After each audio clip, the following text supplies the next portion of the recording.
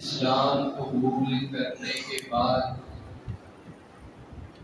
سب سے پہلا مطالبہ ایک مسلمان سے جو کیا جاتا ہے وہ یہ نہیں کہ وہ زکوٰۃ ادا کرے، نہ ہی اللہ ذوالجلال کہتے ہیں کہ پھر تو جا کے حج کر کے آؤ، نہ ہی دیگر معاملات کی اس کو تعلیم و تربیت دی جاتی ہے۔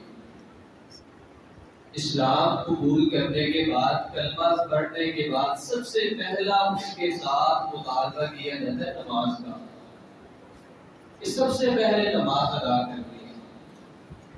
دین اسلام کے اندر ایک مسلمان کے اوپر ایک دن کے اندر اللہ جلال نے 5 نمازیں فرض کی، سب کی فضیلت ہے، لیکن ان 5 نمازوں میں سے کچھ نمازیں ایسی ہیں جن کی فضیلت نبی کریم صلی اللہ علیہ وسلم نے خصوصی طور پر بیان کی۔ ہم نے ابھی نماز عصر ادا کی، اللہ جلال سے دعا ہے کہ وہ ہماری نمازوں کو قبول کرے۔ نماز عصر کے متعلق نبی کریم صلی اللہ علیہ وسلم کی کئی ایک احادیث ہیں کہ اس کی دوسری نمازوں کے اوپر بڑی فضیلت ہے۔ قرآن کریم کو دیکھ لیجیے، اللہ جلال قرآن کریم میں کہیں فرما رہے ہیں وَسَبِّحْ بِحَمْدِ رَبِّكَ قَبْلَ طُلُوعِ الشَّمْسِ وَقَبْلَ الْغُرُوبِ، کہ اپنے رب کی تسبیح بیان کیجیے، اس کو یاد کیجیے کب؟ فجر کے وقت، طلوع آفتاب سے پہلے اور غروب آفتاب سے پہلے، یعنی نماز عصر کے وقت خصوصی طور پر کہا۔ ایک دوسری جگہ فرمایا حافظوا علی الصلوات، اپنی نمازوں کی حفاظت کرو، والصلاۃ الوسطیٰ، درمیانی نماز عصر کو خاص کر دیا کہ خاص کر نماز عصر کی حفاظت کرنی ہے۔ حضرت احادیث کے اندر موجود ہے، اس کے بڑے اسباب ہیں اس کی اہمیت کے۔ اس اسباب میں جو سب سے پہلا سبب ہے نا، وہ یہ ہے کہ جو اللہ جلال نے فرشتے مقرر کر رکھے ہیں نا، فرشتوں کی ڈیوٹیاں لگی ہوئی ہیں۔ ایک ڈیوٹی فجر سے لے کر کے عصر تک ہے، اور ایک ڈیوٹی عصر سے لے کر فجر تک ہے، یعنی 2 گروہ ہیں، 2 ڈیوٹی ہیں جو فرشتے اللہ جلال کے نیک بندوں کے اعمال اللہ کے ہاں لے کر کے جاتے ہیں، ان کی حفاظت فرماتے ہیں۔ وہ عصر کے وقت آپس میں ملتے ہیں، جمع ہوتے ہیں، ڈیوٹی تبدیل ہوتی ہے۔ تو جب عصر کے وقت اللہ جلال کے پاس فرشتے جاتے ہیں نا، تو اللہ جلال ان سے یہ سوال کرتے ہیں فیما ترکتم عبادی، میرے بندوں کو کس حالت میں چھوڑ کے آئے؟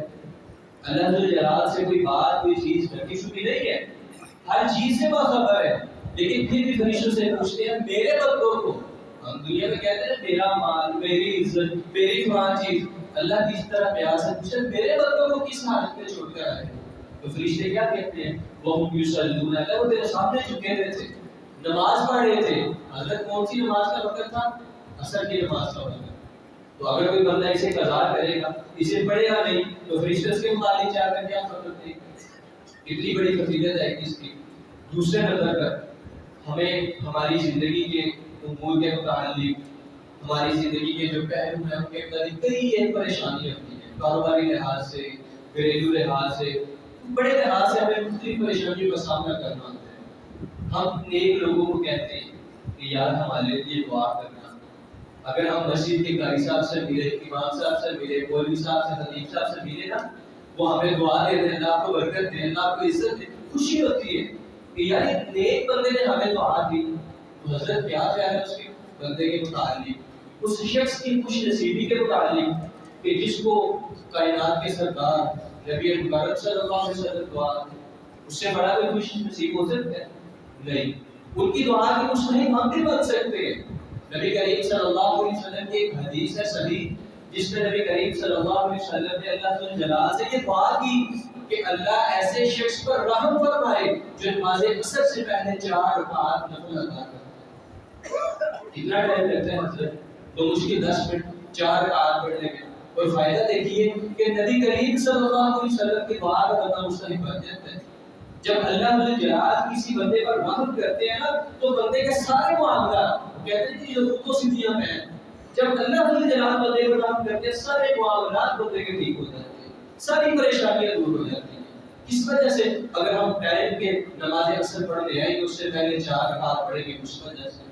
اس سے بھی بڑا اور ایک فائدہ، نبی کریم صلی اللہ علیہ وسلم ایسے بیٹھے ہوئے ہیں، صحابہ کرام رضوان اللہ علیہ اجمعین کی جماعت ایسا ہی آپ کے سامنے بیٹھی ہوئی ہے۔ صحابی بیان کرتے ہیں کہ چوتھی رات کا چاند تھا، بڑی چمک تھی، نبی کریم صلی اللہ علیہ وسلم نے ایسے چاند کو دیکھا، پھر صحابہ کرام کی طرف متوجہ ہو کر فرمانے لگے کہ جس طرح تم آج اس چاند کو دیکھ رہے ہو نا کہ اس کے اندر تمہیں کوئی دیکھنے میں دشواری نہیں ہے، کوئی دقت نہیں ہے، ویسے ہی قیامت کے دن تم اپنے رب کا دیدار کرو گے۔ اللہ اکبر، اللہ ہم سب کو بھی نصیب فرمائے۔ نبی کریم نے فرمایا ویسے ہی قیامت کے دن تم اپنے رب کا دیدار کرو گے۔ ساتھ ہی کیا فرمایا کہ فجر کی اور عصر کی نماز کو اپنے اوپر مغلوب نہ ہونے دینا، یعنی نماز قضا نہ ہونے دینا، اس کی حفاظت کرنا۔ کس نماز کی؟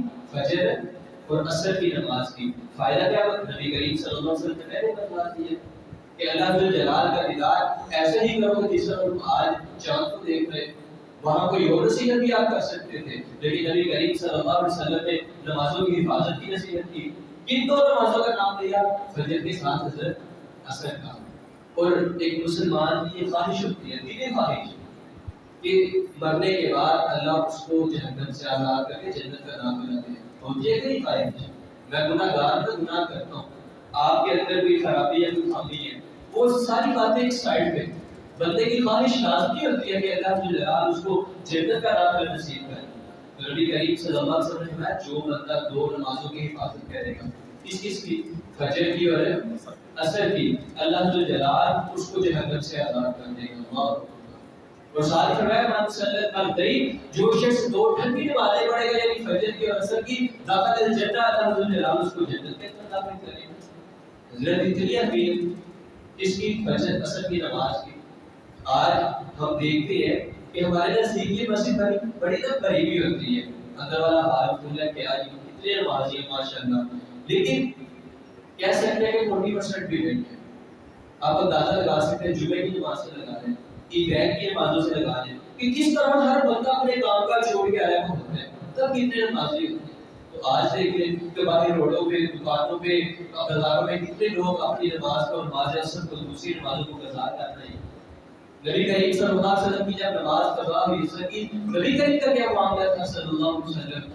جب طائف میں دعوت دی نا لوگوں کو، تو لوگوں نے اللہ اکبر پتھر مارے، اتنے پتھر کہ خون ٹپک ٹپک کر جوتوں کے اندر جم گئے، خوشی کھا کر کمزوری کی وجہ سے بے ہوش ہو گئے۔ نبی کریم صلی اللہ علیہ وسلم ہوش آئی، فرشتے اللہ جلال نے بھیج دیے، اللہ کے رسول آپ حکم دیجیے بستی والوں کو دو پہاڑوں کے درمیان بھیج دیں۔ نہیں، تب آپ صلی اللہ علیہ وسلم کا موقف کیا تھا؟ نہیں، یہ نہیں تو ہو سکتا ہے کہ اولاد اسلام کو قبول کر لیں، لیکن اس کے برعکس غزوہ خندق، غزوہ احزاب کے اندر جب مشرکین نے آپ صلی اللہ علیہ وسلم کا مدینہ کا محاصرہ کیا نا، ایک دن ایسا ہوا کہ نماز عصر نبی کریم صلی اللہ علیہ وسلم نے نہ پڑھی، صرف جنگ کی وجہ سے اس کا دفاع کرتے کرتے سورج غروب ہو گیا۔ تو نبی کریم صلی اللہ علیہ وسلم نے تب دعا کے لیے ہاتھ اٹھائے کہ اللہ ان مشرکین کو ہلاک کرے، اللہ ان کے گھروں میں، ان کے پیٹوں میں، ان کی قبروں میں آگ کو بھرے جنہوں نے مجھے نماز عصر سے محروم کیا اور سورج غروب ہو گیا۔ نماز عصر کی وجہ سے اللہ جلال مشرکین کے حق میں دعا بھی کی۔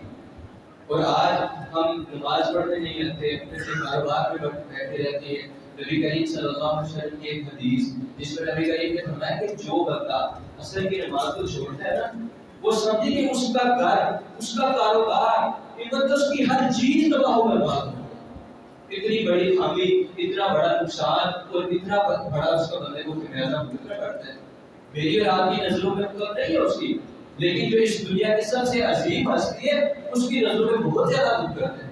انہوں نے فرمایا کہ بندہ یوں محسوس کرے جس کی عصر کی نماز رہ گئی وہ کہ اس کی ہر چیز اللہ تعالیٰ نے تباہ برباد کر دی ہے۔ حضرت ہمیں دیگر نمازوں کی بھی حفاظت کرنی چاہیے، لیکن اس کے ساتھ ساتھ عصر کی نماز کی خصوصاً طور پر حفاظت کرنی چاہیے۔